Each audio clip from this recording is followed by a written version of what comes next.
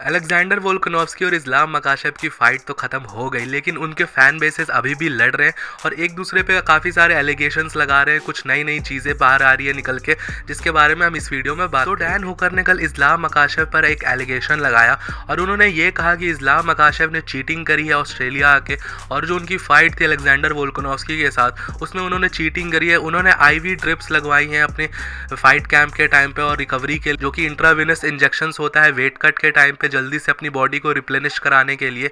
ये एलिगेशन लगाया इस्लाम मकाशेव के ऊपर डैन हुकर ने। वीडियो में आगे बढ़ने से पहले आप सबसे एक छोटी सी रिक्वेस्ट है कि अगर आप चैनल का कंटेंट एंजॉय कर रहे हो तो यार प्लीज जल्दी से चैनल को सब्सक्राइब कर दो। हिंदी के अंदर UFC का ऐसा कंटेंट शायद ही आपको यूट्यूब पे कहीं पे मिलेगा, और अगर हम 1000 सब्सक्राइबर्स जल्दी से हिट करते हैं तो लाइव स्ट्रीम का फीचर भी इनेबल हो जाएगा चैनल पे, जिससे कि मैं लाइव स्ट्रीम्स में आप सबसे और अच्छे से कनेक्ट कर पाऊंगा। तो जल्दी से मेरी हेल्प कर देना प्लीज, चैनल को सब्सक्राइब कर देना। तो अब टॉपिक पर वापस तो अगर आपको डैन हुकर के बारे में नहीं पता है तो पहले वो बता देता हूँ। ये भी UFC के लाइट वेट डिवीजन में ही एक फाइटर है और इस्लाम मकाशेव से इन्होंने ऑलरेडी फाइट करी थी UFC 267 में, जो कि एक शॉर्ट नोटिस फाइट थी और वहां पर इस्लाम मकाशेव ने इनको पूरी तरह से डोमिनेट करा था और फर्स्ट राउंड में ही किमोरा लॉक से सबमिट कर दिया। तो डैन हुकर कल ट्विटर पर गया और उन्होंने काफी सारे ट्वीट्स करे जिसमें वो बार बार बोल रहे थे कि कोई एक बंदा था जिसने चीटिंग करी ऑस्ट्रेलिया आके, और फिर उन्होंने इस्लाम मकाशेव का नाम रिवील करा और उन्होंने ये बोला कि इस्लाम मकाशेव ऑस्ट्रेलिया आए, उन्होंने एक नर्स को हायर करा जो कि उन्हें इंजेक्शंस देंगी जिसके कारण उनकी बॉडी जल्दी रिप्लेनिश कट के टाइम पे उन्होंने एक सिग्निफिकेंट एडवांटेज लिया वोल्कानोव्स्की के ऊपर,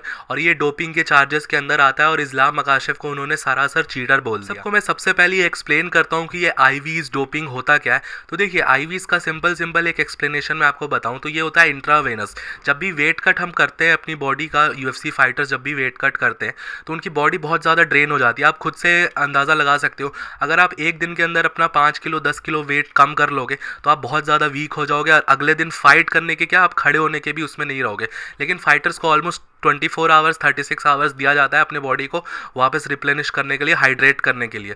तो अगर आप देखो, अगर आप नॉर्मली पानी पियोगे या बॉटल से पानी पियोगे और खाना खाओगे तो आपको उसको बॉडी को डाइजेस्ट करने में टाइम लगेगा और आपका रिकवरी जो होगी वो थोड़ा लेट होगी। और अगर आप डायरेक्टली इंजेक्शंस लगवा लोगे ब्लड स्ट्रीम में और IVs के थ्रू अपने न्यूट्रिएंट सप्लीमेंट्स लोगे तो आपको जल्दी इफेक्ट करेगा, आपकी बॉडी जल्दी से रिकवर करेगी और आपने जो स्ट्रेंथ लूज करी है वेट कट के टाइम पे वो आपको जल्दी से मिलेगी। और यही एलिगेशन लगाया है डैन हुकर ने कि इस्लाम मकाशेव ने IVs का यूज़ करा है जिसके कारण वो जल्दी से रिप्लेनिश हो गया। क्योंकि हम सबको पता है कि देखो इस्लाम मकाशेव को वेट कट इश्यूज होते हैं क्योंकि उनका वेट कट जो होता है बहुत टफ होता है उनके लिए करना, क्योंकि उनका साइज़ बहुत बड़ा है और 155 तक ले जाना उनके लिए थोड़ा टफ पड़ता है।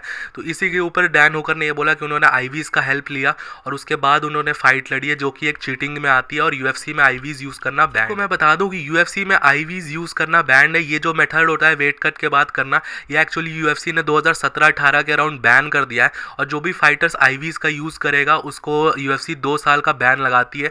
तो USADA का जो ये गाइडलाइन है उसमें भी IVs को पूरी तरह से बैन कर दिया है।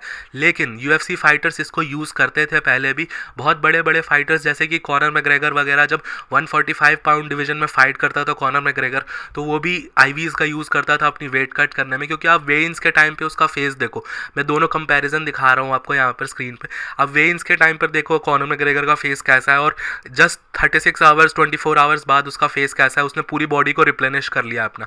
तो इसलिए जब IVs को बैन करा गया था कि ताकि फाइटर्स ज़्यादा वेट कट ना कर पाएँ और ज़्यादा अपना वेट को ज़्यादा लूज़ ना कर पाएँ और सिग्निफिकेंट एडवांटेज ना ले पाए। क्योंकि देखो यार फिर कोई 180 पाउंड का बंदा 145 पाउंड के डिवीजन में फाइट कर रहा है तो कोई फिर वेट क्लास का कोई मतलब नहीं बन रहा था।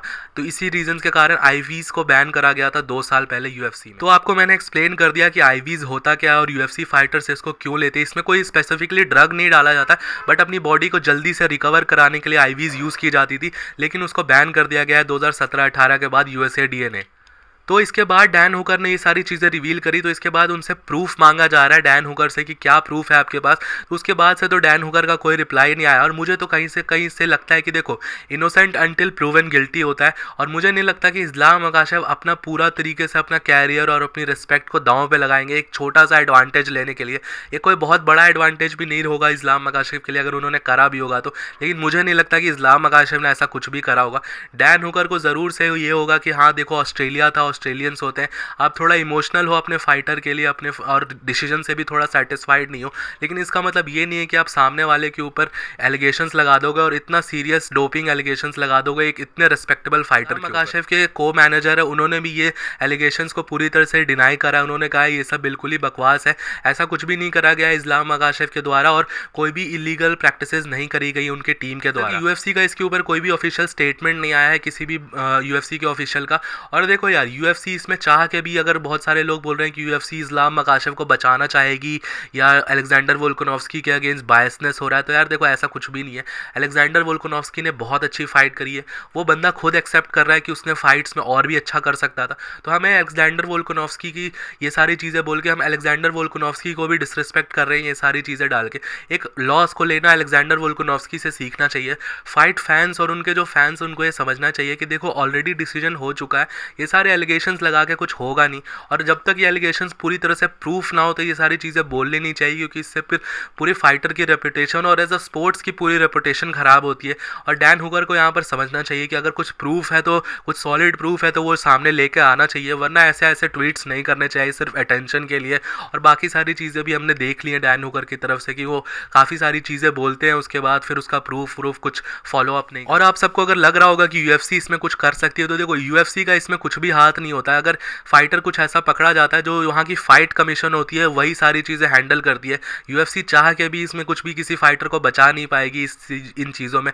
यूएसएडीए को अगर पता लगा तो इस्लाम मकाशेव पे डेफिनेटली बैन लगेगा, लेकिन मुझे नहीं लगता कि ऐसा इस्लाम मकाशेव कुछ भी रिस्क करेंगे अपने कैरियर को लेके, क्योंकि ऑलरेडी यार देखो बंदा पाउंड फॉर पाउंड नंबर 2 है। क्योंकि यार देखो इस्लाम मकाशेव ऑलरेडी चैंपियन है, उसने सब कुछ अचीव कर लिया, यूएफसी में पाउंड फॉर पाउंड नंबर 1 बन भी गया अभी, तो उसके पास ज़्यादा कुछ मोटिवेशन नहीं रहता है लोगों के पास कि देखो यार नीचे की फाइट्स होंगी इतनी, और नीचे की कोई फाइट होगी जिसमें आपको रैंकिंग्स में क्लाइम करना होगा, या कोई छोटा फाइटर ऐसा करता है तो मान भी सकते हैं।